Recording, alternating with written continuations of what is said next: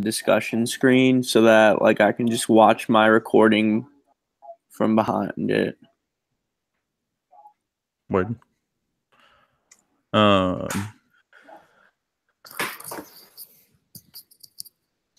We still got a couple minutes, right? Yeah. Okay.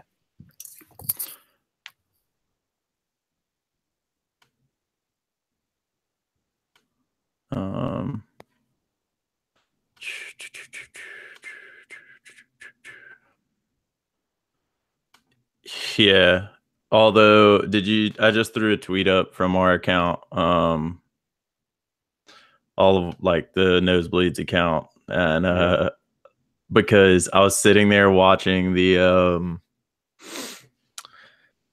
I was watching the last like 3 innings of Astros Rangers. I was just watching that too. Did you hear whoever the fuck is color calling that game compare Eldris Altuve's swing to Finding Nemo? I mean Jose Altuve, Jesus. Idris Elba? What? No, I did not hear that. Yeah, he sat there and he was like, his game really reminds me of that Disney movie Finding Nemo, where he just found the power after the rest of after everything else from falling together. And my first thing was like, have you ever seen Finding Nemo? My second thing was, wow, I am so excited for baseball to be back. That kind of commentary. That's funny. Well, it's a game that slow, dude, and it's fucking like 4 hours long, and they got to fill so much time compared to. I know, man. Well, the thing that cracks me up is like I started thinking about it like this recently. Is like everyone shits on the MLB for having such long games, and I will say today is one of the first opening days that I've sat down and watched this much baseball. It's been awesome, dude. Well, I can't say it's been awesome, but like, dude. But what I was saying is like it's been good. It's been a good day. Like, yeah, it's been interesting. But the people whose argument is like baseball takes too long. It took me the exact same amount of time to watch a full game today that it takes to watch a regular season NFL game. I think people would say that NFL takes too long, though, too. Are you guys ready to hit record? I'm not trying to rush this in, but I know we got planning and stuff. Yeah, I don't care. We can record whenever. Yeah, I'm good. I already started recording the I'm on YouTube account, but yeah. I don't know. Like I said earlier, I'm not exactly the person to get jacked up about the MLB. Wait, so should I hit record? I'm sorry. Testing. I'm not fucking working. Yeah, no, I'm on. On GarageBand? Yeah, I'm on GarageBand and okay. Yeah, me too. I'm on now. Everything Testing. Else. Hello. On your GarageBand, Mac? Yeah. It's recording, but nothing's getting picked up. Nope. Meow. Yep, nothing. Heard that.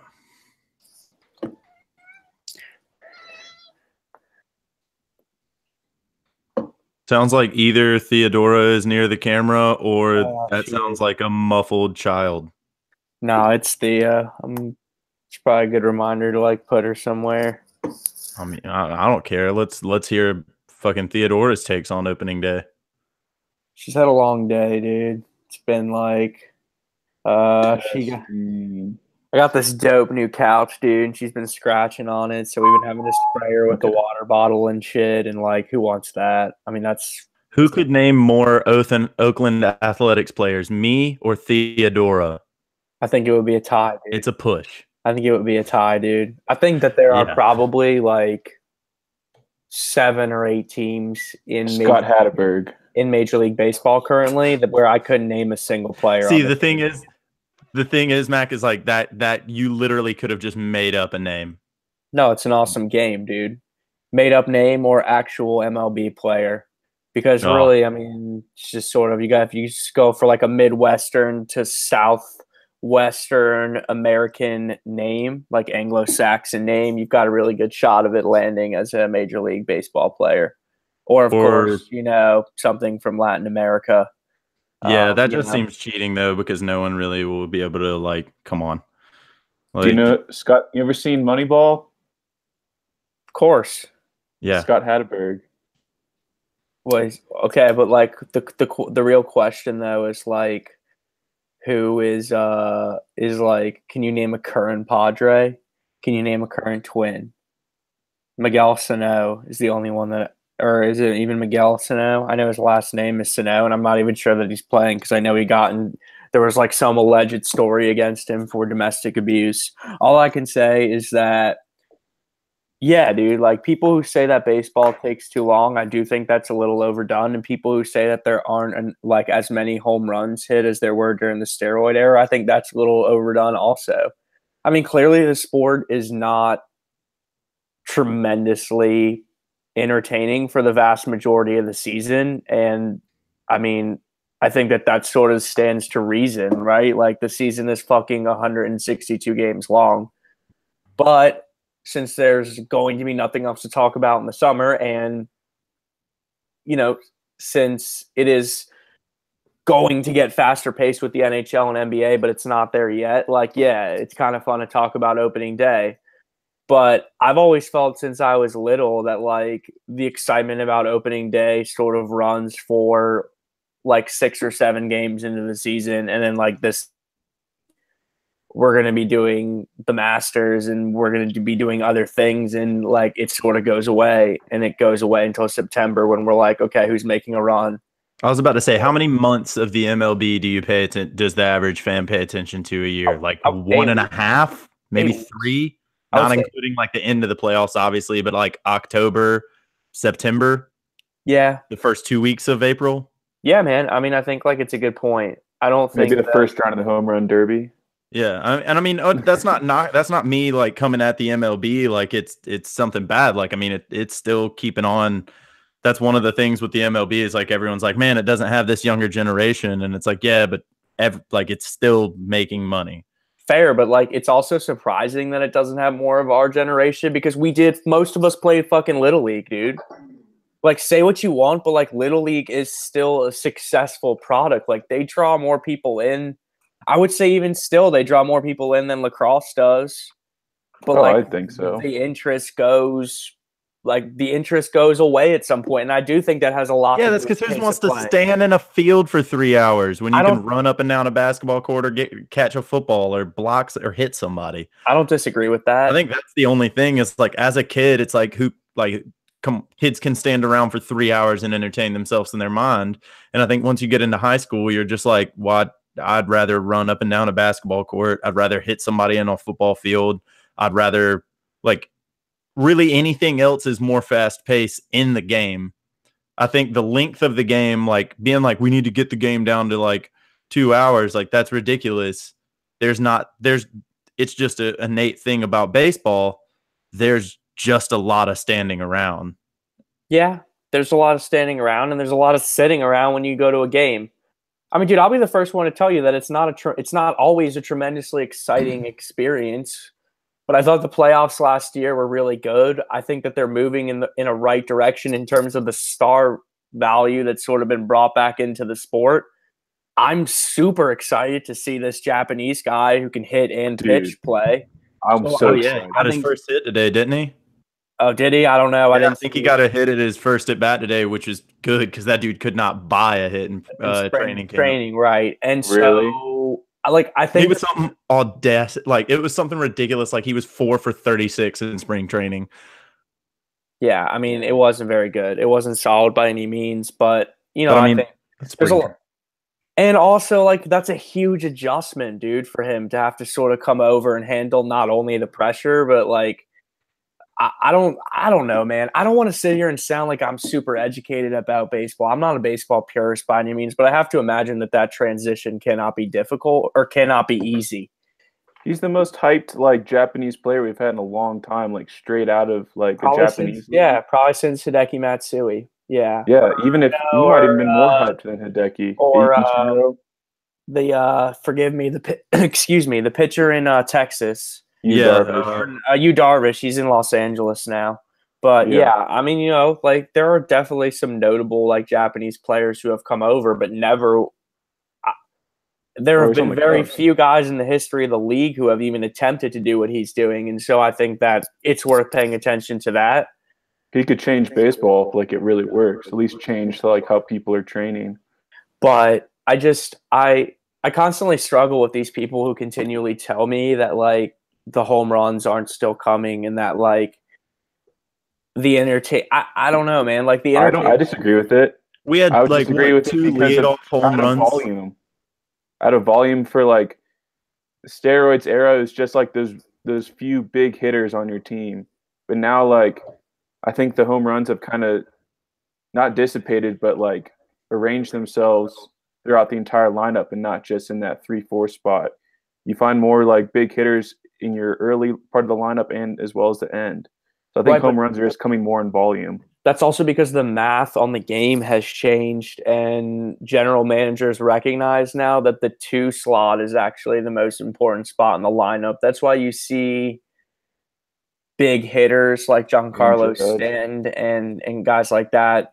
They're hitting out of the 2 hole now and not out of the 3 or 4 because while it is advantageous to have someone to clean up runs, it's actually mathematically more advantageous to give that player the 5th at bat, right? Because if you think about it, most players in the league get 4 at-bats a game, just about, most regular field players. But if you turn the lineup over in the 9th inning and you give those guys that last at-bat, that's far more valuable than having them clean up. Yeah. Never thought about it that way. Look at you, baseball insider. Not at all, dude. It's just super nerdy. And again, I don't know. I mean, that's the thing, man. And I think that, like, does that not speak to a reason why like baseball is sort of hard to pay attention to? Like no one really knows all that well. There are very few of us who know well enough to pay attention to 162 games and stay involved in it in any sort of educated way. That's sort of the brilliance of the NFL, is it not? I mean, as much as we could sit here and sort of nitpick nitpick the NFL's business model, I think something that they do really well is sort of maximize on the potential of all 16 weeks. Every game matters. That's the reason that we always argue about not wanting to take the college football playoff from 4 to 8 teams, because people feel like that will sort of take out the value of the games on Saturdays individually. And I think one of the things that hurts baseball is that they've created such a large sample size that it's hard not to get bored with it. I agree. And even though you have only that 16-game sample size, the season still seems to last, or we seem to talk about it for almost half a year, which you still get with 162 games in baseball. You're still getting the money, but just with less games. So, I mean, yeah, like it's baseball season and that's great, but I know like no one can see, like we can't just sit here and be like, oh, like, yeah, we're going to be talking baseball a lot, because at the end of the day, like it's just not. We have NHL and we have NBA playoffs, and then we have NBA free agency, which has turned into its own fucking season in and of itself. And we have sort of all these other things going on in sports around us that, in my opinion, are just it's just sort of more interesting, I think, discussion wise. Something about baseball, I think, and I don't know what it is. It just sort of limits like the storylines, I feel like, compared to other sports. But what do you do? Isn't that another thing that like is just kind of a little bit innate about the sport? Just like it's innate about football, you can't really have more than 17 games. Like the human body wouldn't be able to take that much, and as we've been seeing, like it might not even be able to take 17 games. So like, what do you do in baseball? Do you just shorten it? Do you shorten the season? Because like, I mean, I don't know how much like how much do you shorten the season at that point? I mean, I feel like cutting 30 games off the season still gives you a reasonable sample size to determine who's deserving of making the playoffs and who's not. Right? Like the baseball purist is going to sit here and say that part of the brilliance of the game is the fact that you played every single day pretty much for 5 straight months. And I guess like I sort of understand where that person would be coming from, but the point of the regular season, in my opinion, is to determine who is deserving of going on to the postseason. And 162 games seems like too many to me. I'm with you. Can we just cut out like all double headers in June and July? Like I don't know. That's one of the most baffling things about baseball to me is that they play an entire game at like noon, and then they're just like, yeah, let's run that back at 6 p.m. Like, gee, that's so much of the same baseball. And yeah, you get different pitchers coming in, but like, don't you see sometimes in late summer before it really hits like that crunch time of August and September to really get your team in gear? Like teams are just like, yeah, screw it. Let's throw out like some pitcher we brought up from single A on this doubleheader because the second half of this doubleheader doesn't really matter. I mean, yeah. I just think it's really interesting that we all grew up playing Little League and watching baseball and probably going to at least one minor league game or something a summer. And maybe that's reductionist too. Maybe like I just grew up in a family that valued sports more than others. I just think that it's interesting. It's interesting we all have memories of going to the ballpark. Right. And so it's interesting that the sport can have as many stars as it does, as many good players as it does, as many good games as it does, and yet the sport is still, I don't want to say dying, but it's definitely not growing, right? Like we can agree on that. Yeah. I mean, I think that any of the sports dying or growing is a little bit reactionary. Like saying that baseball's not growing. I think it's not going anywhere. It's obviously not growing, and it is diminishing in like the everyday popularity of the younger like people. And I agree with you. That's very weird, but I don't know. I don't know how you change it. Like I don't know. It just seems like a part of baseball that it is something that you go to for a long time throughout the day, and it is something you go to throughout the summer, and necessarily you don't pay that much attention to it. But at the end of the day, like you said, we're still going to be watching it in September. It's still going to be a great playoff race, and we're still going to get to watch Aaron Judge and Giancarlo Stanton hit like 60 home runs each this year. Oh, it's going to be awesome, man. I mean, as a Yankees fan, like I couldn't be more excited. And I don't want to sit here and do fixed baseball podcasts, but I think it's interesting to acknowledge that I used to be someone that really enjoyed baseball, playing it and watching it, and that has gone away. And I don't know why that is. I'm just interested in sort of exploring it. Excellent. That was an excellent pause. Excellent recognition on everyone's part. Good job. A couple little things before we move sort of on further into the show. Mac, I know that was sort of like an informal start like we like to do. No, that's fine. Let's just make sure that that segment has to start either after the point where you hit that ball or that part needs to be cut out. Because trust me, like I thought about that as soon as I ripped the ball. I was like, fuck bad timing. Trust me, I'm trying to build a fucking world where one day like we can have cannabis sponsors around the show. But I think while we exist in this world, like we probably want to be, a little bit careful about shit like that. And again, I'm not blaming you at all. Yeah. We just it could have happened to any one of us. And so while we're in these breaks, I would say like all of us, like, let's take a chance and get high or go get a drink or like whatever you need to do. We could take advantage of the breaks, but we should just be, fine. And mostly I could tell a little bit, but I thought you did an excellent job of sort of recognizing it and then making a coherent point and letting someone else take the floor, which is exactly what you're supposed to do. Yeah, I was kind of caught in something at the moment. I had a train of thought, and then I looked up and saw that you had put 3, 2, 1 and 30 seconds left, and I was like, and I kind of got lost in my train of thought. So thanks for picking that up. You're fine. But anyway, solid first segment. I did think it was appropriate with opening day to sort of. I thought, kind of like Max said, I thought, we really had to say something, at least something about baseball. And so at this point, I'm certainly open to let you guys direct. Hey, man, that was way more baseball than I thought that I could talk. Yeah. Extensively more baseball than I thought that I had thoughts on. What, Mac? I just thought we talked about the season duration. Like, I don't know. It was a good segment. I just don't know about, I thought we got way too into, it should be shorter. It should be longer. The length of the game. I don't know. I thought we could have hit I more mean, on I like what's understand. going on this season, like what to look forward to. I don't know, things things that are happening that we can like tangibly like comment on, not maybe just the length of a game. I see. I see You what know you what I'm mean. trying to say? Yeah. Yeah, no, I feel you on that. And to be clear, Mac, like there's no reason to be afraid to to let the listener in a little bit to the show. Like that's okay, you know. It's okay to be like, oh, it's okay to like. It's just like me mocking you guys when you guys get super into your Hope fan talk. Like, there's no difference in my opinion. And so, I mean, if you could think, I think it's always funnier or it's always better to do it in a way that maybe comes off comical. Yeah. Especially as someone who, at least I'm hoping, will sort of function as the point guard and like the production content meter for the show. I don't really have any problem with that. I mean, dude, the thing for me is just like I can.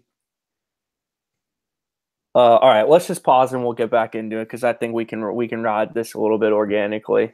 What do you want to go in? What are we? That is a great question. That's what I was. Do we want to go like? Can we? I mean, I'm cool with going like through the NBA stuff and then into college basketball after that. Whether we break in between NBA and March Madness or not, I don't really care about. But I mean, I don't know. What do y'all want to talk about? Yeah, I'm sort of down with that. If you got, I guess, if you want to sort of do some NBA, but I'll probably just bring the show back and be like, you know, welcome back. Will, do you have a specific topic you were looking at? I mean, I do think that one thing, obviously, Mac and I get a little bit more like deep into the NBA stuff quicker than you, Andrew. But I mean, if you do have any thoughts on the 76ers, I'm cool with talking about that. Yeah. Obviously, like Fultz coming back, the fact that without got his fucking face smashed in last night. That shit looks so painful. Kevin Love, Joel Embiid last night. Wait, what? Joel Embiid has a like bruise on his face. He's gonna be fine. He just didn't travel with the team to it. They're playing the Hawks, so he didn't travel with the team to Atlanta. But like, yeah, Joel Embiid. Kemba.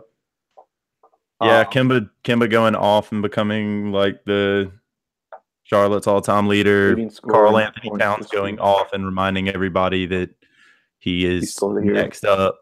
The fact that Kawhi Leonard and LeBron James are going to play together somewhere next year. All right. Let's roll with it. We're here.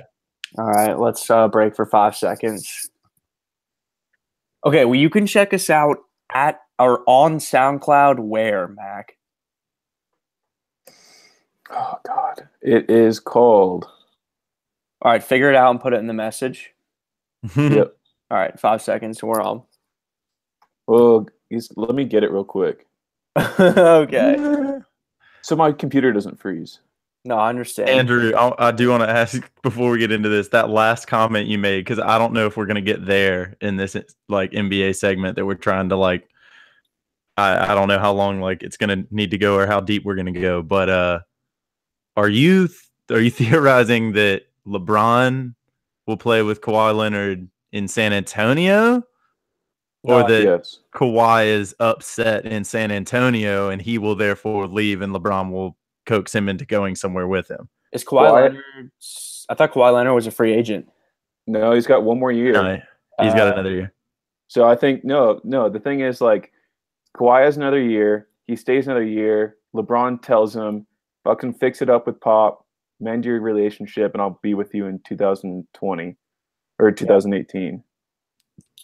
Yeah, but I don't know if LeBron just gets to dictate to other people anymore. Like that. Nosebleed. Oh, yes, he does. From the Nosebleed Sports Podcast, probably, but okay.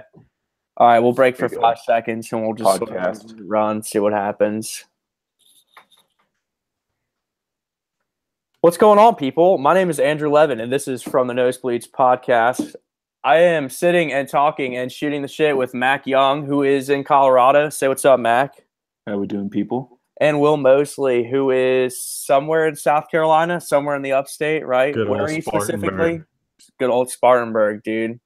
So yeah, like me, Will, and Mac went to Wofford, which is in Spartanburg, and I think like to a certain extent, like we all sort of stayed on beyond like the college for certain periods, and you left for a while and now you're back. So is that like, how is that? Do you see people from like your old dwelling? Unfortunately, yes. No, it's not that bad. I went around downtown, ran into a couple people here and there on St. Patty's drinking. Where did you Mostly drink people on that St. aren't. Patty's? What? Where did you drink on St. Patty's?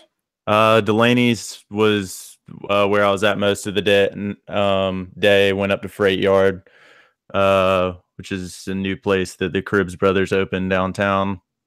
Watched some March Madness down there. It was pretty packed. It's coming along, dude. Like It is. downtown Spartanburg compared to Downtown Spartanburg. Don't sleep on it.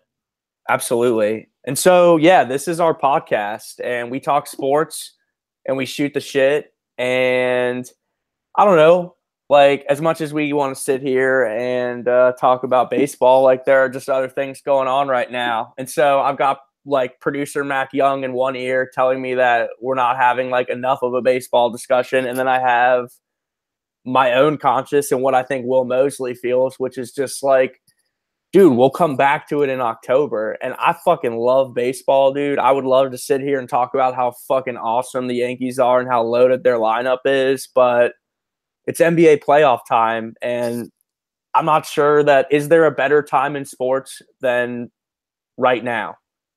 NHL playoffs starting, NBA playoffs starting, Masters week, end of March Madness, Final Four. It's a pretty good time in sports, right? It is no. I can't think of a single month that's better than this. And so I just say to you, like, take all that and what's interesting. Like, what do you think? Like, what's worth talking about?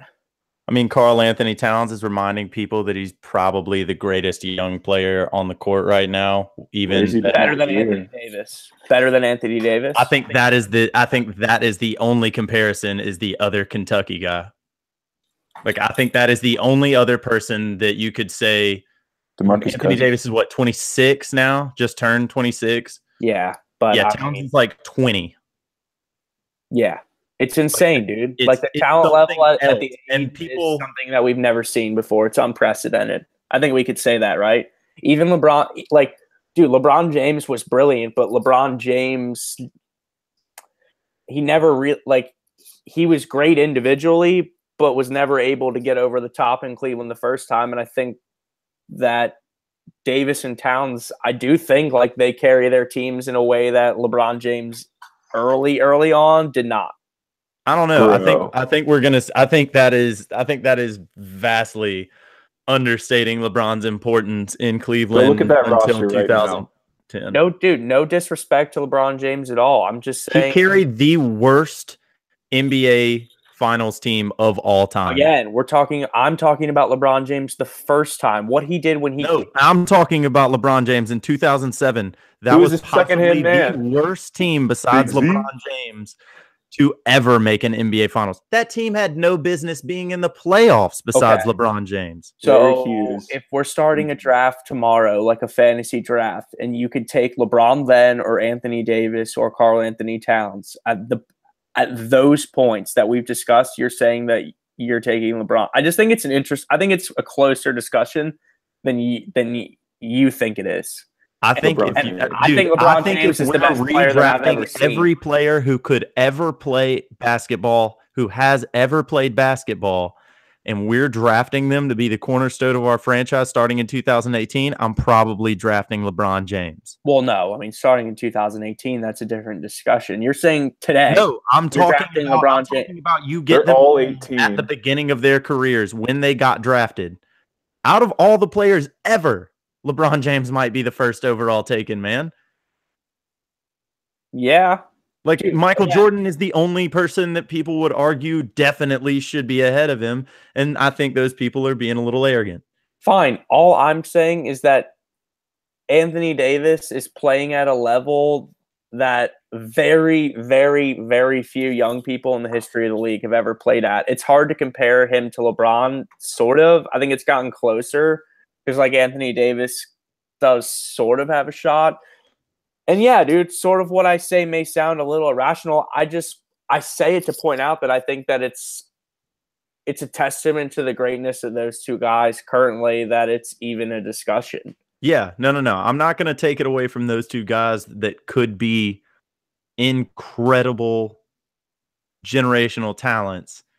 I think they But are. to Dude. say that, I think they are. but to I don't say think we're that, could be but pointing. to say that LeBron did not do this much for his own franchise in Cleveland the first time around, talking is about vastly understating what he did the first time around to that team that had nothing on it. And don't get me wrong, I think Karl Anthony Towns is great, but we were talking about another player on his team being an All NBA player before he got injured this year, and Jimmy Butler. We're talking about Andrew Wiggins being a good supporting cast member who gets a lot of buckets. I don't think he's that good, but he gets a lot of buckets for him.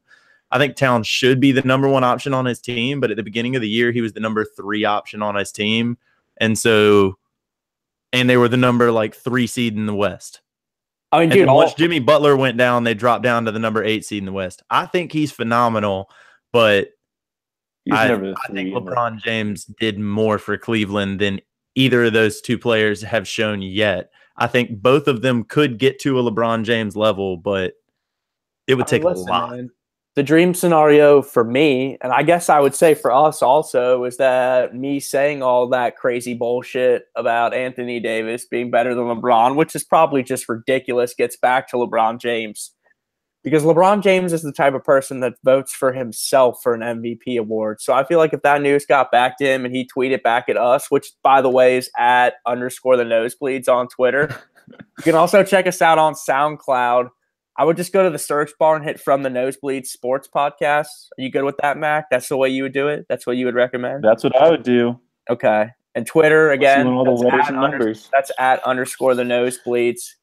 We've been tweeting, and hopefully we'll be doing a lot this Final Four weekend. I don't know. We're going to get to that eventually. I'm just saying that if LeBron James lives in the universe where he could vote for himself as the most valuable player, when he is, but when he could vote for himself, that kind of strikes me as the type of person who, maybe, dude, I'm just saying if it got I don't know about him, your MVP. I think that I don't think he's that wrong in saying it. I'm okay with athletes being honest every now and then and being like, yeah, look at the injuries. Look at the team changeover. I'm still the third-ranked team. Harden's been ridiculous. Harden statistically, but Harden sat out the other night, and the Rockets beat the Bulls by 40.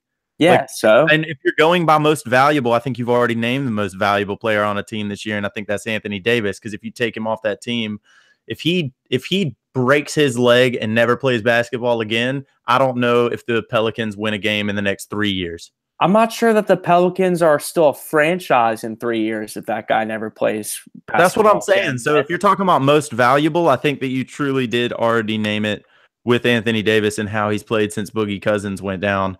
I think that it is James Harden will win this year. It should be LeBron. I mean, the same argument that everyone uses for LeBron every year is applicable to Anthony Davis this year. Take him off that team, and that team crumbles, and move him to the worst team in the league, and I think that team gets significantly better. And I think that logic applies to Anthony Davis and LeBron James this year. And don't get me wrong, LeBron James, I think those are your top 3 candidates, but I mean, what NBA MVP is, 80% just storyline? Russ straight up got that MVP last year just because he got a triple-double. He's statistically having almost the exact same season, and he's not even going to be first-team All-NBA. Well, then who's got more triple-doubles, LeBron James or James Harden? Yeah, but again, dude, who's got more points accounted for? Probably with those high metric stats. James Harden's dominating all of those. I don't understand what any of them mean, but he's dominating all of them. I mean, I just think, and again, dude, I think I'm probably going to end up doing this a lot, hopefully over the course of this next several years as we do this podcast, because it probably Yeah, dude, like you're probably right to say that LeBron James did more for his franchise as a young player than Anthony Davis and Karl Towns are doing now. I just think it's interesting it's important to acknowledge that, dude, these kids are in a class that very few players have ever been in league history. And in the case of Anthony Davis, dude, it's hard. It's I think you at least there's a discussion to be had there, right? At the very least, like they ask him to do a lot basketball wise. They ask him to do a lot. And I know that Cleveland early on asked LeBron to do a ton, dude. And I acknowledge that what he did in 2007 was special, but it's closer than I think it's closer than you think, Mac. I think it's closer than you think. I mean, I don't get me wrong. I'm not saying that they can never reach what LeBron is at, because I think both of them have laid a blueprint in their early years to show we can do something like that. We can change the game of basketball. But I mean, out of Anthony Davis, you have a closer argument than Towns, just because Towns is in his third season and he has more around him. Now he has a coach who's running him like dry because he only plays 7 people in an NBA game, which is absurd. But it's awful, dude. And that's the thing that we got Tom Thibodeau's Timberwolves. Let's get into it, dude. Why do we continually hire these bullshit coaches in sports who have literally done nothing other than run fucking franchises into the ground? Tell me why this Gettleman guy, who absolutely wrecked the Carolina Panthers, gets another job as the GM of the New York Giants. There are so many examples of this in sports, and it fucking makes me so angry, dude. I mean, it's not just sports, man. It's just, I think it's just connections. That's just life. Those people are entrenched. But these people, it's awesome when you see a Sean McVay get out there and change it all up. But it's very rare, as we've seen, for the Sean McVays to get a chance. But these people, there's so many recurring coaches out there, dude. That's what I'm saying. And they fail so publicly, Will. Like you fail so publicly. I'm with you. I don't think they should be there. All I'm saying is I don't think that's going to change, and that's just what Tom Thibodeau is probably going to get renewed for next year unless the Minnesota loses, like gets kicked out of the playoffs. I mean, dude, basketball 9 seed, which is possible still. I mean, dude, for me, like basketball is always an interesting social experiment in how much we value coaching, dude. I mean, Steve Kerr's out here and he's got his own players drawing up plays in the fucking huddle, dude. I get you, but at the same time, D'Antoni was ran out of New York, and now he is drawn up an offense because and he has with 2 of the he's James Harden. Will don't tell me that is all James Harden. When James Harden sat out the other night and they beat a team by 40 points, that offense is good. He is a good coach. You cannot tell me that team is that good because James Harden is there. James Harden is not the one who draws up that offense and implants it.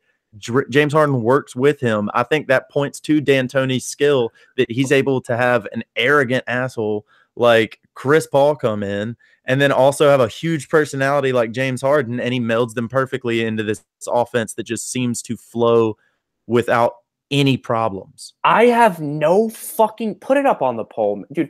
I have no fucking doubt in my mind that if I was the coach of the Houston Rockets this year, they would still be doing as well as they are. Maybe not as well, dude. Maybe he goes out and he wins like 1 to 2 games for them a season. But Mike D'Antoni is not all that important to what the Houston Rockets are doing currently, dude. He's just not. It is. I think you just said that about a dude who's probably going to be top 3 for Coach of the Year. And that award means nothing to me, Will, especially in the NBA. I disagree. I think Brad Stevens is a basketball genius. I think Mike D'Antoni is a basketball genius. I think that a lot of these guys just get shuffled around and are terrible. But I'm not going to just run a guy out for one place when in professional sports, we've seen coaches do bad at some places and then get a second shot and do amazing things. Right, and everyone blamed D'Antoni in New York when he couldn't control Carmelo and he couldn't get the Knicks to flow when he had Amari and Melo and everybody rolling, and then he got out of there, and now he has a situation where he has big personalities again and amazing talent, and he can't win games. Well, that works unless you're Mike Brown, who just anywhere he goes, he just fails miserably. But Well, there are that's the tons. thing is I'm not saying that everyone is going to be Mike D'Antoni, but I am saying that coaches do something in the game. Don't get me wrong. And I think your point about the Warriors just speaks to how good the Warriors are when everybody's healthy. That doesn't necessarily speak to Steve Kerr not doing anything, because and I get that you can say like Steve Kerr sat out and Luke Walton came in. I think that's a very unique situation. They're the freaking Golden State Warriors and they have 4 all-stars on their team. They can do shit like draw up their own plays. And you have to look at. I do not think that if James Harden and Chris Paul sat down and tried to draw up an offense together, they would end up punching each other in the face and then going out to the strip club afterwards and getting trashed. And you look at the sidekicks for those two teams. The Rockets have nowhere near the same like depth on their roster as the Golden State does, and they're still able to put out with the product that they have. I just can't believe Will Mosley. You know basketball way better than I do, and you seriously think that these coaches play a significant game-changing role in what Not these guys all are of doing? them, but some of them, yes. I think that there's a reason why you see some coaches have high winning percentages even when they switch around 2 or 3 teams throughout their career, and they just keep being good wherever they go. Is it because they keep just having this amazing talent, or are they just that good at coaching? Right. And I would say that it's a little bit of both. Yeah, you get great talent, and that's just going to carry you. And I think that any coach that has ever coached LeBron James has been so lucky because they haven't had to do anything. And you're right. But I do think that when you see Chris Paul and Blake Griffin and DeAndre Jordan in LA for all of those years with Doc Rivers coaching them and none of them getting along and putting it together, and then you see Chris Paul go over and work with Harden and Clint Capella and Eric Gordon and these role players, and all of a sudden they're beating the Golden State Warriors for the number 1 record in the NBA.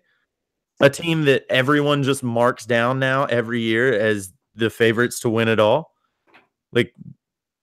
Don't tell me that James Harden is the difference between them being the 2nd seed in the West and then being better than the Warriors, because that's not the difference. I do think the difference is putting all of those pieces together and D'Antoni being a phenomenal coach. Fine. I don't think the Rockets are the 1 seed. They might even be the 3 seed if D'Antoni is not their coach.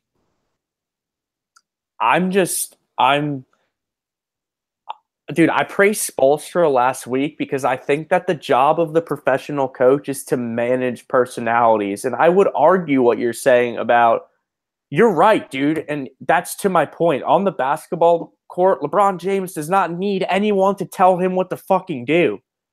But in terms of managing personalities, I think that Spoelstra has done the best job of anyone that's coached LeBron. And I think that is the primary job of the professional sports coach.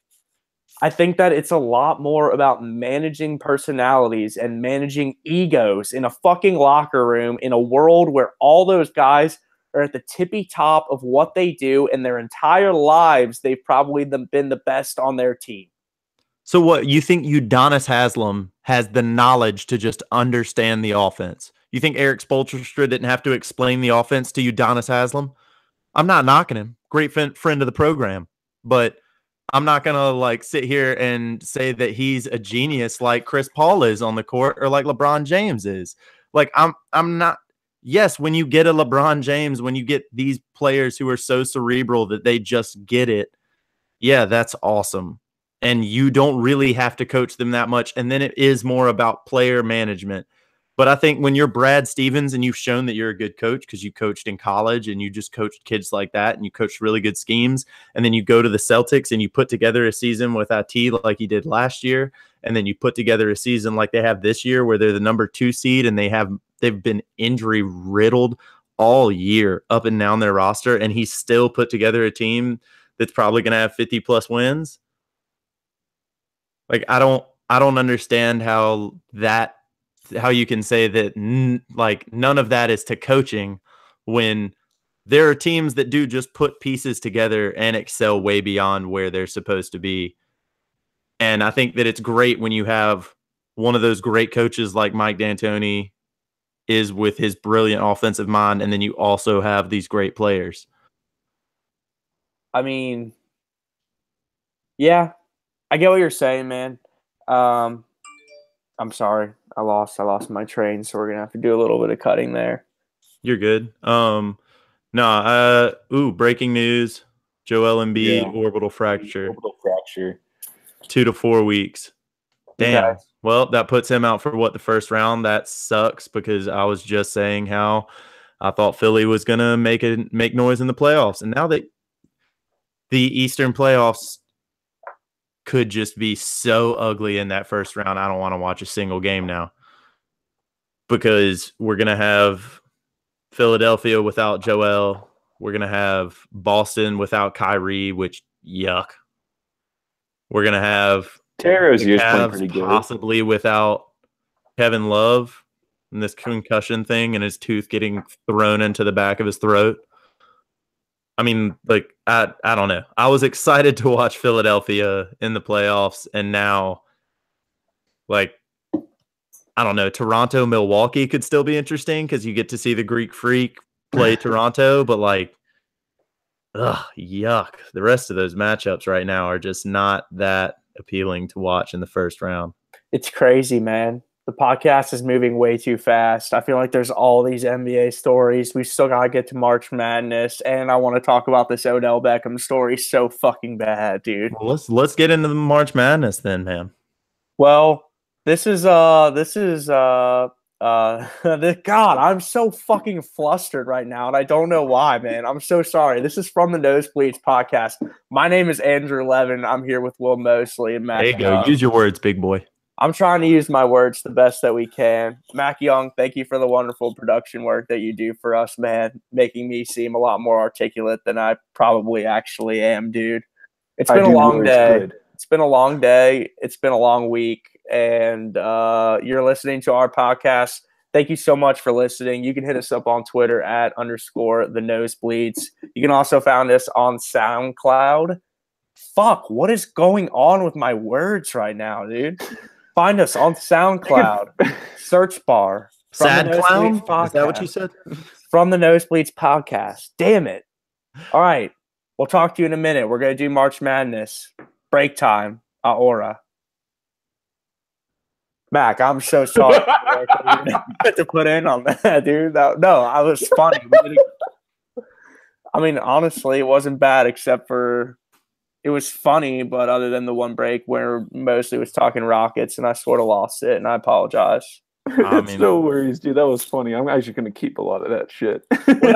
No, I think we should keep everything except for the part where I was like, didn't have anything to say, and then Mosley took the mic back. You're going to have to figure out a way to sort of just splice that with like a second of pause in between it and just make it seem like no one responded to me, and I kept going on about the Rockets. Oh, yeah. No, when he says fuck, I'm just going to cut it until you say, "Oh, breaking news." Oh yeah, that's fair. But but do you see what I'm saying? It's okay to acknowledge that you're human and that you're fucking up, you know? Oh, yeah. That's okay. We don't have to fucking be perfect all the time. It's hard to do what we're doing. All right. So when it comes to college basketball and the tournament, I guess we want to run down what we're like. Do we want to just go straight into what we were talking on Tuesday with like the bracket and how we feel about it? Do we want to run? I think we should do at first a little bit of just talking about the 4 teams that are in it, talking about like Villanova being there. I agree. Kansas versus Duke was a great game that I think we need to acknowledge. Obviously, we're going to recap Loyola Marymount's or Loyola Chicago's run. And then, Michigan and John Beilein. Yeah, no, that's fine. I think if there's ever a time in the course of the show to do like a pretty sportsy conversation, it's probably now. I don't have any problem with that. So we can sort of just, you guys can hear me, right? Yeah. One other thing I wanna ask is we can end up like, I mean, I'm cool with going into, I mean, if we just like if we run through the NCAA like rundown of like the actual thing and don't go as deep into like what we were talking on Tuesday, just other college basketball headlines in case anything jumps out at y'all. I mean, like the McDonald's All-American game and the top 3 Duke recruits and the top 3 recruits in the nation all played. Zion Williamson like hurt his hand. They had a 4th in there. He just wasn't in the top 3. Yeah, he just wasn't the top 3, but yeah, he was there, and they might end up having the 11th overall as well. Commit. He hasn't. They would have 5 people in the McDonald's All-American game. That's crazy. Something absurd. But I mean, also the Wooden Award finalist just came out. I mean, I don't really give a shit about that because none of these kids cared about it. I mean, is it Villanova? Oh wait, did y'all see? Where is it? Oh, before we get into it, hold on, let me find this. There's some story about like it came out after Marvin Bagley committed, and it was like Marvin Bagley didn't just like the dude didn't just take a bag like DeAndre Ayton did. The dude got like a mansion for like he has a crazy story. Like his family just straight up didn't have a house, and he got like a mansion from Nike and like $80K a year, and was just like, yeah, like he was asked about it, and he was just like, yeah, duh. Like, of course, I got my family a mansion. They didn't have a house. Find that. Let's definitely do that. Hold on, no issues with Marvin. Duke NCAA found no cleared him to play. All right, here we go. Marvin Bagley's family reaped significant financial gain while fostering Nike ties. Testing. Can you guys hear me? I can.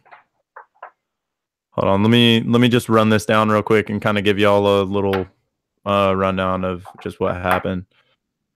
Marvin Bagley Jr. and his wife filed for bankruptcy in 2008. Blah, blah, blah. 4 years later, shortly after. Oh, shit. Come on. Auto ads. Fuck you. I got to get really that off. Interesting because when he was on SportsCenter, like they projected as kind of like a pretty good family. Dude, I really hope this thing's like my GarageBand still record. Yeah, there we go. It's just because I wasn't speaking as loud. Fuck you, GarageBand. Okay, are we ready to bring it back in? I'm just looking at I'm trying to find like the exact details because I don't want to just stumble over this story if we do bring it up. Okay, well, Marvin Bagley and DeAndre Ayton played on the same high school team, so that's absolutely terrifying. Yeah, but yeah, let's get into it. Yeah, okay. That was the last thing that popped out in this article is a 15-year-old Bagley played with a 16-year-old or 17-year-old DeAndre Ayton on a high school basketball team, and that sounds absolutely horrifying. All right, ready? We'll bring it back. All right, 5 seconds, and we're in.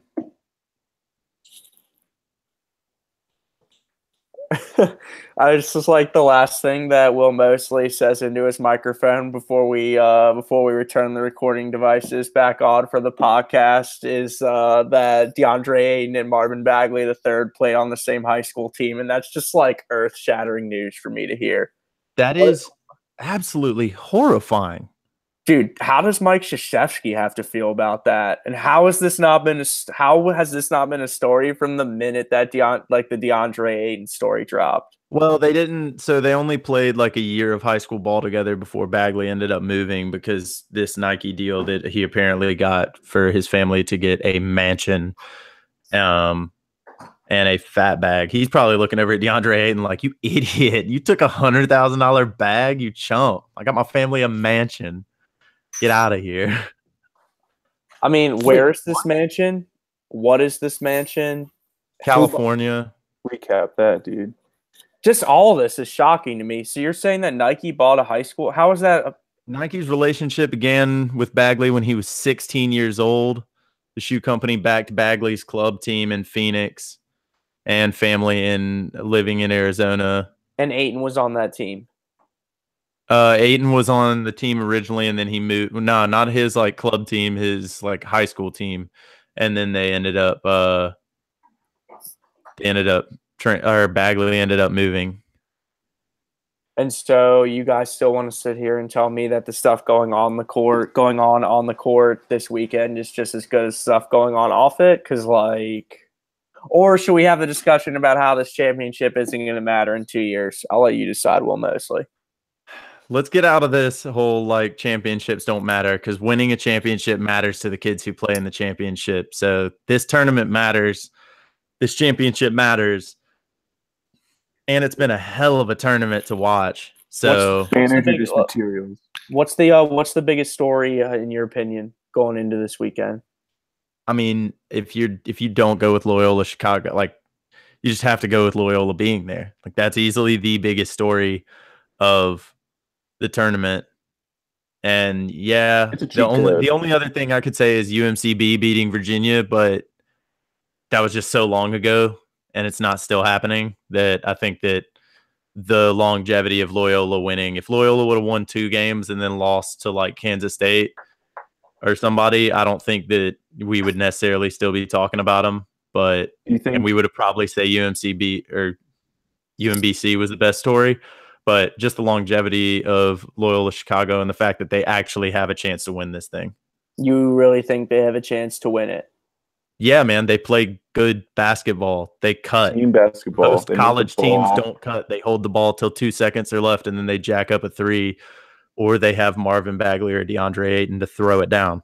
I mean, I think that's been the thing that's been most frustrating for me, like the last 2 or 3 years in my experience with college basketball. It's just been that the entire ordeal feels like a glorified 3-point shooting contest.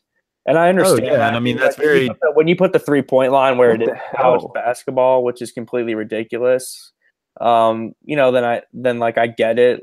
And also, the math has changed in the past 10 years, and we realize now that 3s are worth way fucking more than 2s when you set up the game the way it's set up. And so it makes sense that teams like the Rockets also, and just teams in college, are going to try to take advantage of that. But it's just been frustrating to me, man. It's beginning to feel not like a game of skill anymore.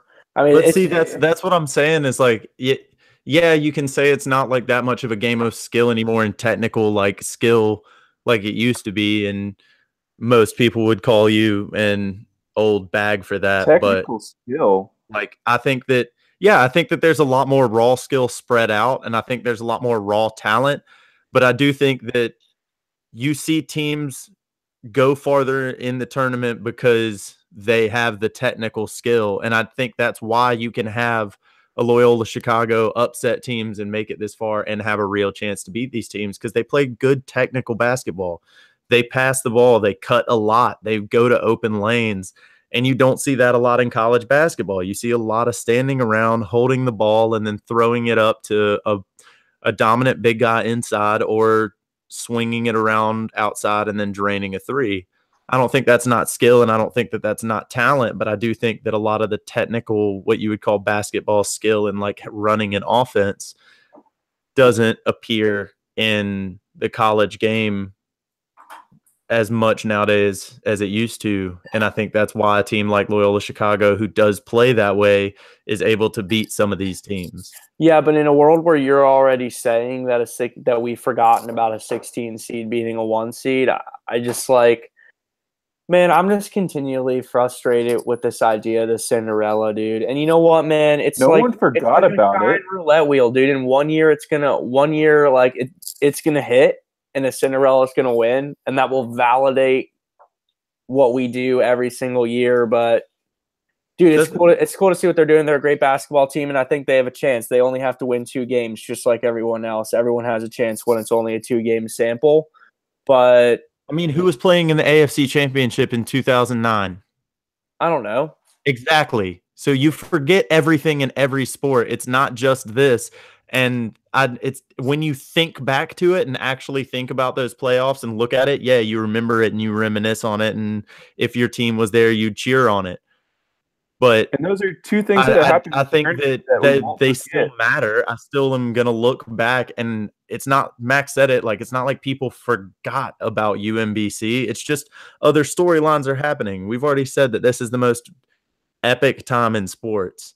And so to say like we've already forgotten about UMBC, that does not mean that that story is forgotten.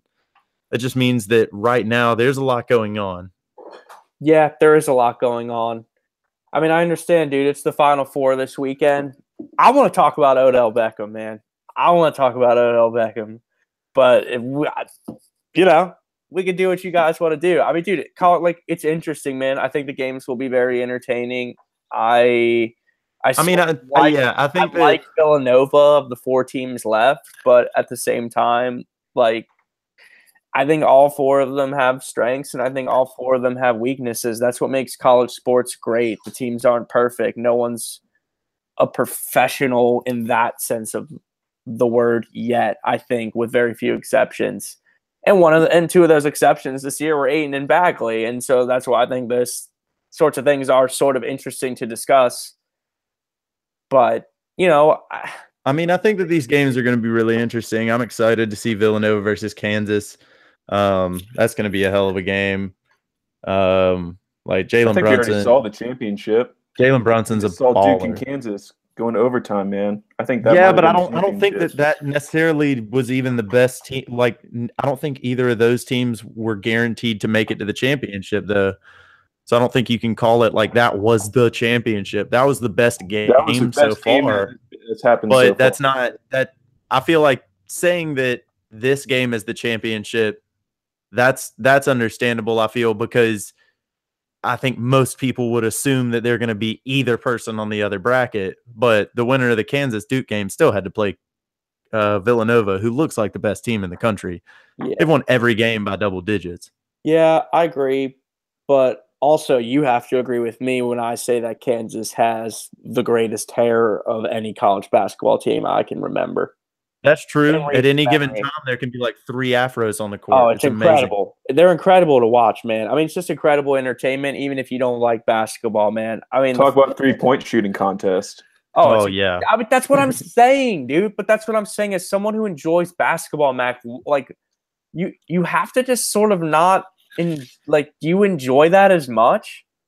Do you enjoy that as much? Like, when you were comparing raw talent versus not having enough technical skill, we were watching people shoot threes at a better clip than they have ever. We're watching people with dribbling skills that are out of this world. I'm not saying that it doesn't take skill to do that. Think Coach K, Bill Self, all these guys are coaching technical skills of basketball. They just have the advantage of being able to rely on these people who just have incredible talent. Incredible work ethic out there. Would you not say that talent means that talent at a young age, you don't have to have the technical skill?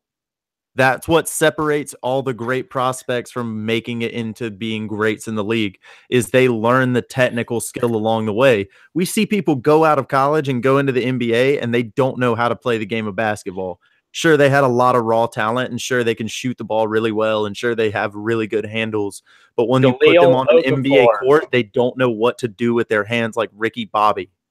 They are standing there confused as hell. And I do think that there's something to be said for, yeah, Bill Self and Coach K are teaching technical skill, but I think that there is a point where it's like, man, I can get away with them not having as much of that technical skill down pat all the time, because I have players like Marvin Bagley who can dribble and shoot and dunk and do everything. And I have players coming through that Calipari's had, like Karl Anthony Towns and Anthony Davis and John Wall, and these guys who can do things that we've never seen before, naturally talented.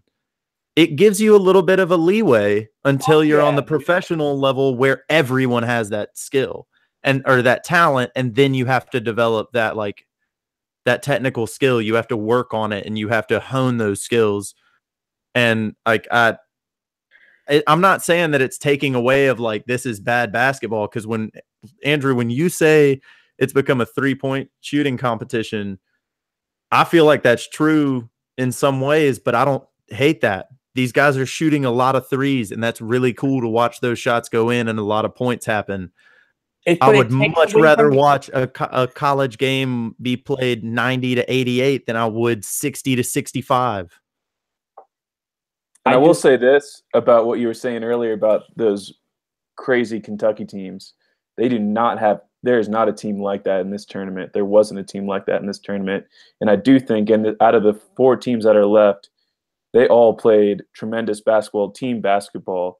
There's a few like outstanding superstars with raw talent that are going to the NBA, but I do think that you do have 4 really complete teams. Yes, I mean I agree with that. Michigan I just and think Loyola that's Chicago. I'm not saying that Loyola Chicago is the only team in here that does it the right way. I'm saying that's your argument if you believe that they're gonna win it all. I don't believe they're gonna win it all. If I had to bet, I'd bet Villanova and Michigan play in the final, and Villanova wins by like 6. Loyola has a tough one coming up against Michigan. I mean, I just think that the talent finally is going to catch up with them in this round. I mean, they beat Miami, they beat Tennessee, they beat who's their third? Nevada, and then they beat Kansas State. Like they didn't beat anybody in the tournament so far that you would say was expected to win it all. So, like, I do think this is where they meet their best talent. This is where they meet their best coach in Beeline, and this is probably where they go down. But it'd be freaking cool if those kids won it all. Will Mosley, you think who wins? Nova. Mac? Kansas. I agree with Mosley. And you are listening to From the Nosebleeds podcast. We'll be right back. Meow. Yeah, Mac, I just saw a second ago about the Mike Conley Jr. and Greg Oden. And that doesn't even make sense in my brain because I think of Greg Oden as being 48 years old. Yeah. And Mike Conley Jr.'s hair makes me feel like he could still be 23. Yeah. If you look in, that AAU team was crazy. Yeah, I think we looked at it one time in New Zealand, didn't we? It had like 4 Ohio State players on it or something. It had 4 Ohio. It also had Eric Gordon and someone else. Or someone that plays like in great. That's a great Spain. summer. Someone make a note of that because that is a great summer discussion topic. Best AAU teams ever put together, dude. Because did Bryce Harper and Chris Bryant play on the same Little League team? Yeah, and that's why Chris Bryant's gonna recruit him to come to the Cubs. Did anyone see Josh McCown ball? That's something that we can talk about. Or yes, Mac. And what? Dude, there's Andrew. Oh my God, you've got to get on the internet and figure out Twitter and stuff because that video went so viral and it was amazing. He was dunking on people left and right. He was crossing people up with a step back. It was the most impressive thing I've seen from a Browns player since Jim Brown. Wow. That is pretty remarkable. And just okay, let's come back from break, dude. Let's come back from break. Oh wait, hold on. What we got like 30 seconds? What are we doing? Yeah, hold on. I want to fucking talk about Odell Beckham, dude. Go into the Rams? Let's just do it. Let's just keep it under 10 minutes. Keep it under 10 minutes. Okay. I'm cool with that. What? Jesus Christ. ESPN on their NFL page's top story right now is piecing together a Matt Ryan deal, $100 million guaranteed. Wait, what? That's cash. That's cash right there. Jesus Christ. Aaron Rodgers is going to bankrupt my franchise. All right, yeah, let's get into it because Jesus Christ, Aaron Rodgers is going to take the Green Bay back every single cent we have. All right, so we'll go 5-second break, 10-minute segment, close it out. Let's hit it strong. What's going on, people? My name is Andrew Levin, and you are listening to my podcast, Will's podcast, Mac's podcast. This is From the Nosebleeds podcast. You can hit us up on Twitter at _the Nosebleeds. Listen to us on SoundCloud. Check us out, From the Nosebleeds podcast in the search bar. Should be able to locate us from there. We shoot the shit. We talk sports, and now we're going to talk NFL. I think the Odell Beckham story is pretty interesting. I think there's some other really interesting stuff going on also, but I'm currently watching this video of Josh McCown, and now that's all I want to talk about. Yeah, no, it is incredible. That dude is. He's a baller. Where was that when he was a quarterback? That's what I'm saying. I mean, why is he playing in the NFL? I mean, is there any more? Who is a more surprising athlete to do that with a basketball in his hand than Josh McCown? He's got to be high on the list, dude. I mean, he does have ups. If you remember, one game he dove into the end zone and it got so in the midair that he did a spiral when two people hit him from two different sides, and he got a lot of air doing that. So I can see him dunking. No, I remember that. And the reason that I remember that is because it always sort of seems like in order for the Browns to score a touchdown, someone has to do some sort of helicoptering tackle motion across the goal line.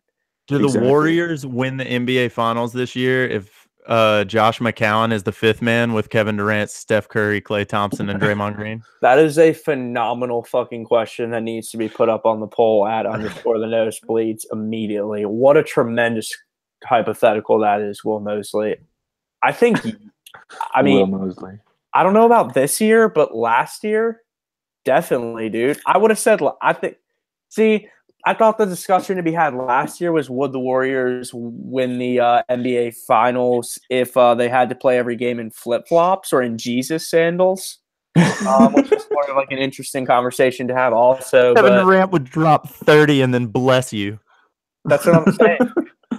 But that's a testament to how great they were, dude. It's a fun conversation to have, but I think it's made less fun because the Rockets are good this year, not because of any spite to the Warriors, man. That's fair. I'll let that conversation take up my NBA time and not your NFL time, though. We'll get back to that, and we'll see what happens in the Twitter sphere, and then we'll come back to it. Man. So I'm Andrew Levin, and this is our podcast.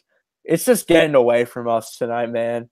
I mean, is there any scenario in the world, Will, where you let Odell Beckham go, dude? Like, what does that guy have to do socially? If I'm the GM of the Giants, dude, he's pretty much got free reign to do. I mean, for anything I'm with you on that, and you and I are on the same page. Like, you and I are on the same page. You got to keep that guy no matter what.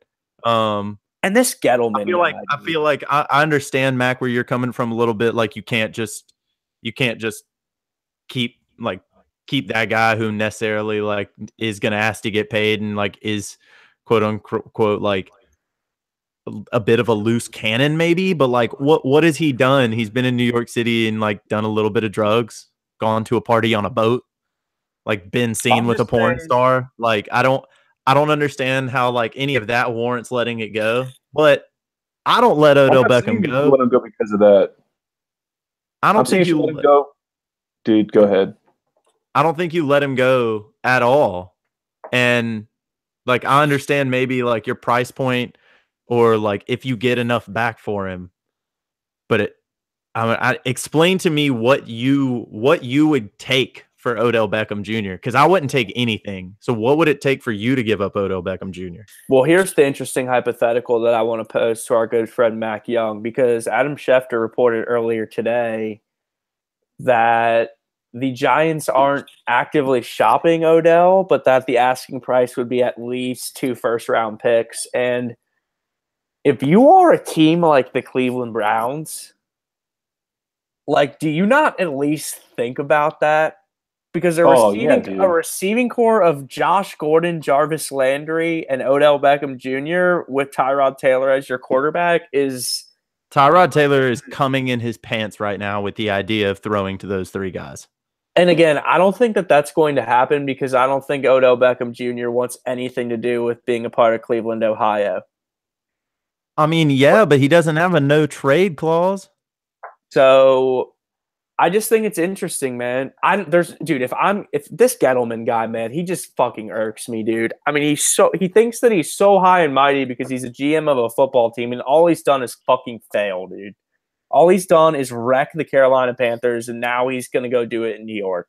And dude, he's a transcendent talent. Like, the Giants had Lawrence Taylor play for them. Like, are you like? Mac, do you give up the number 1 overall pick for him? Do you?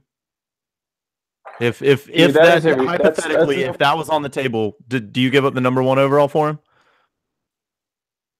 Yeah, I mean, I think I would. Do you give up number 1 and 4? But the problem, dude, is I want to see how far this goes. I really want to see how far this goes because the Browns have like 2 first-round picks, 2 second-round picks, like 3 third-round picks, and 4 fourth-round picks. Like, what do you just give the Giants 1 of each? Just like, yeah, take 1 of each. I don't care. Here's what I don't know. I don't know how to answer this. It's because you have Josh Gordon, you're still not paying a whole lot of money, like at all, and he could be off the charts this year. And then you have Jarvis Landry, which had not a great year last year. Don't get the best receiver because you have 2 really good receivers. I just don't know how you make it work. You have to get rid of one of them, and I just don't know how you make it work financially. You're not paying any of them big money yet. You don't have to pay Josh Gordon that big of money. Right. He's already hurt himself in his own contract arguments. His value's gone down on the open market. Yeah, you're going to pay him like a good amount, but you still have like 2 years on Odell, 1 year on Landry, right, and then you have Josh Gordon's contract, which isn't going to hurt you that bad. And like, yeah, you're right. And I just don't see it happening in a year to re-sign in Cleveland. Then cut Jarvis Landry after a year. Get a year of both of them and then get rid of Jarvis Landry. Like, I don't understand how this guy isn't worth everything. Because if I'm the Browns, obviously, like, 2's there. I would literally trade the 1st overall pick to them and then possibly even the 4th and then just try to pick up a ton of picks later. Would they get the 2nd?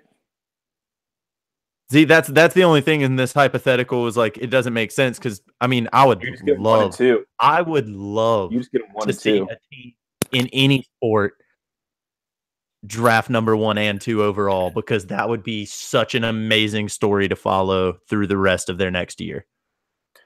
I mean, I think the reason that the hypothetical doesn't work in the end is because you're locking yourself into Odell for 2 years, and that dude, he just doesn't want to live in Cleveland. That's the way that Jarvis Landry wants to live in Cleveland. That dude just left Miami.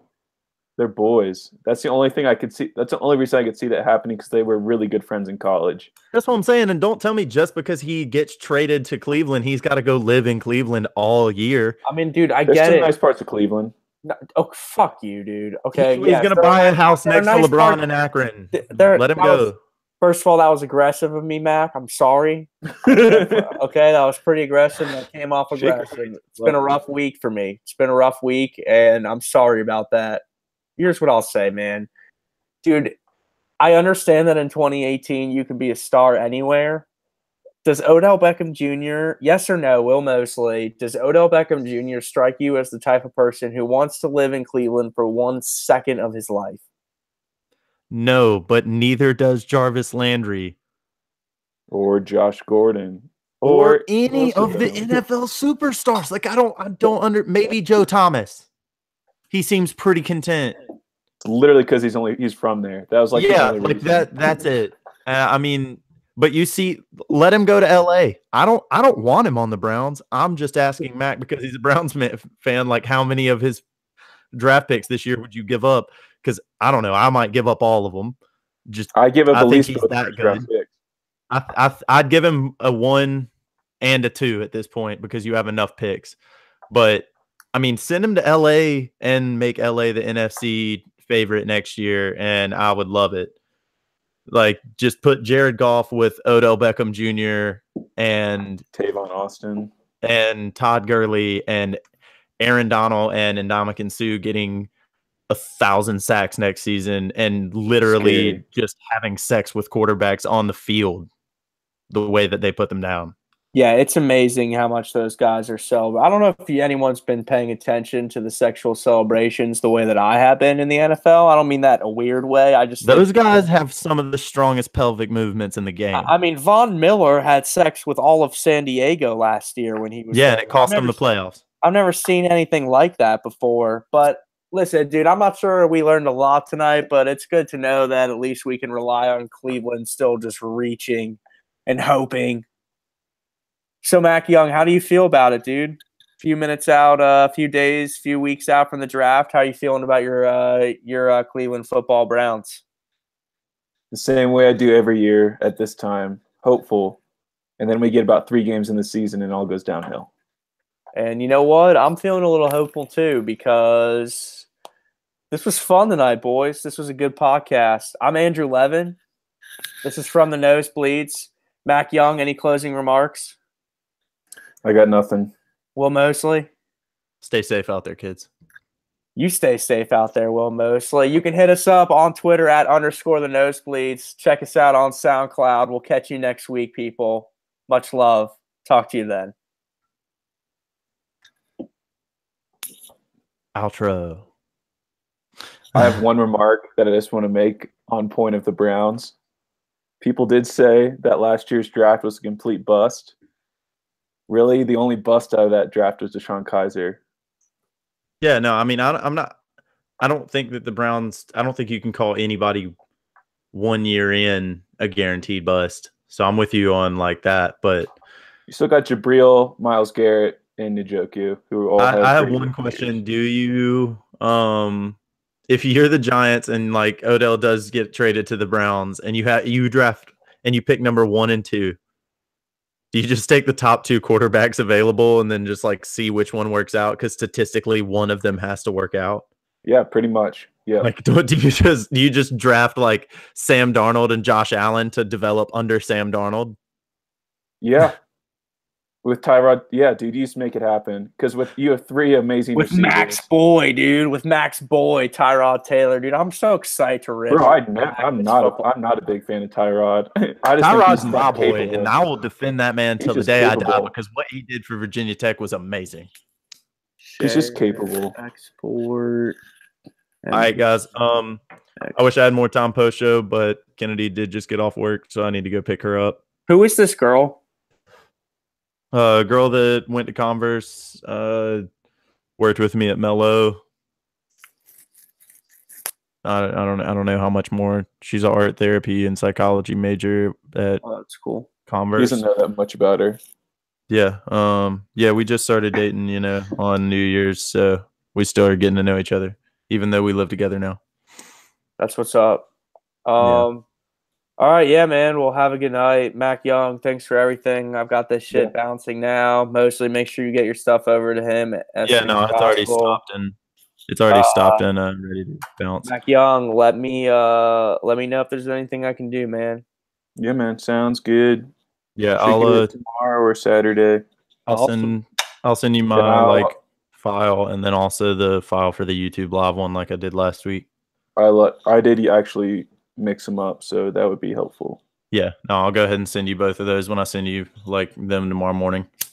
And I'm gonna put down my card for a SoundCloud account, and I'll do 3 months, and then someone else gets 3 months, and then that's cool. Okay, I mean that's cool if you want to do it that way. I literally thought when I said 3 months, I meant you buy a month, I'll buy a month mostly. But if you want, that's fine. Let's do that. That works. Send you money. It's 8. So when it's your month, just Venmo Mac $8. Okay, yeah, dope. No, that's no problem. I was just wondering. I was like, do I need to get on and put my card on there as well? But Mac that is works. No, just Venmo me $8. Mac is okay with you. That's no problem at all. Okay. All right. Yes, that is fine. Yeah, okay. I'll try to get a little more. I'll go on SoundCloud and share the episode. Mac, whenever you post it next week, if you can just send the link or just go on the Twitter on your internet after you finish editing, and if you want to tweet it out, or if you just want to save it as a Actually, yeah. If you just want to save it as like like save it as a tweet instead of sending it out. Do you know what I'm talking about? Like save it as a draft. Yes. Okay. Yeah. Okay. I got you. I'll do that. Sounds Yeah, good. just draft the tweet and then save it as a draft. With like the link of it in there, and then I'll go in there and post it with like a bunch of random shit to try to like promote it and try to share it to a bunch of different places. Alrighty, I can do. Yeah. All right, guys. Yeah, shalom, boys. Have a good one. Hey, it's text line, Final Four and shit. Let's be on it this weekend. Yep. right. I'm down with it. All right, guys. Is there a golf tournament this weekend, Andrew? There is a golf tournament this weekend. Is Tiger in it? No, Shell Houston Open. Guessing Tiger will be arriving in Augusta at some point over the next 48 hours. So I would say next week. Let's be reading about the Masters because we're going to be talking about the Masters next week. I was about to say I saw the first the first Masters commercial I've seen in a while because I don't watch TV because I don't have cable, so I just I'll watch everything on my laptop. Yeah. So I saw like the first Masters commercial for In a Minute earlier today when I was watching opening day on ESPN, and I came a little bit in my pants. Oh, I'm so excited, man. I'm so excited. I don't know if that's something I would like to talk about. All right. See you, man. Matt, be good, man. But no, Andrew, that's one thing that I wouldn't mind like having as a hypothetical is there a bigger tease in sports than the Masters commercials that start in like late February? That's a great concept, dude. I believe they start New Year's Day. I believe because I know that there was a Masters commercial during the college football semifinals. Oh yeah, you're right. Well, I don't. All right, I'm gonna still hold by. Like I think that's when they're truly like titillating a little bit because that's when the days warm up every now and then, and you catch a warm day, and then you go inside and it's a cold day, and then you turn on ESPN and like you see like the flowers, dude. Coming in April, and it's the shot of 16 like that. If that doesn't move the needle and get your dick a little bit hard, then I don't know if your heart's beating. Like if that commercial does not move the needle for you, I don't know if you have feeling in your body. I love you, man. I'll catch you later. All right, dude. All right. Peace and love.